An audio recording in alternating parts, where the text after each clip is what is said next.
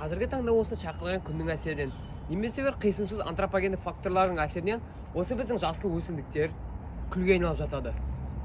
Және де әртүрлі ғимараттарда да өрт қаупі туындап жатады. Ал оларды сөндіру үшін өрт сөндірушілер өз өмірін қауіп қатерге тігеді.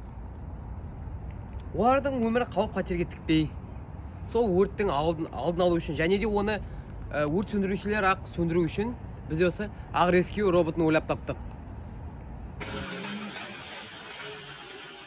Бұл жобаның жұмыс принципінің құрылысына келетін болсақ, бұл жоба жалпы Arduino негізінде жасалған. Яғни Arduinoға осы MQ2, яғни газ датчигі, осы ол ең басты датчик, яғни әртүрлі газдарды, угарный газ, SO2, NO2 сияқты адамға зиян газдарды анықтайды. Сонымен қатар PM180 датчигі, бұл температура және қысым датчигі, және OLED дисплей осы арқылы ақпараттар шығара алады. Сонымен қатар бұның ішінде бізде Bluetooth датчик орнатылған. Және бұл арқылы осы алынған ақпараттар бірден адамға мобильді интерфейске, сайтқа жіберіледі. Сонымен қатар бұл жерде ультра дыбыс датчигі, яғни кедергілерді көргенде автомат түрде бұрыла алатын программаланған.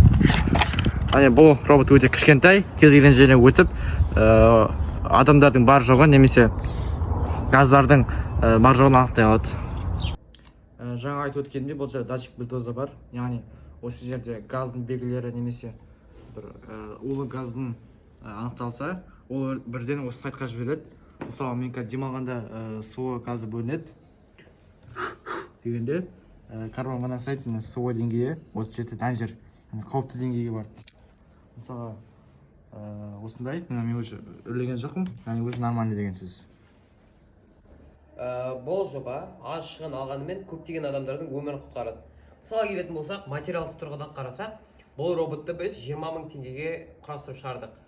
Ал интеллектуалды жағынан қарайтын болсақ, біз кодты өзіміз жаздық, және электр жағынан қарайтын болсақ, бұл 6 вольттық қуатты қолданады, және ол айына артық дегенде 75 теңге шығады.